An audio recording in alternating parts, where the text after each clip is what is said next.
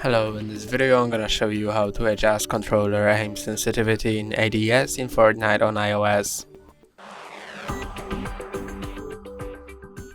Click on your profile in top right corner, then settings, controller, sensitivity, and now you can adjust aim sensitivity ADS, and you can set it to a value from 1 all the way up to 10, and you can see it has descriptions. So 1 is gonna be the slowest and 10 is gonna be insanely fast.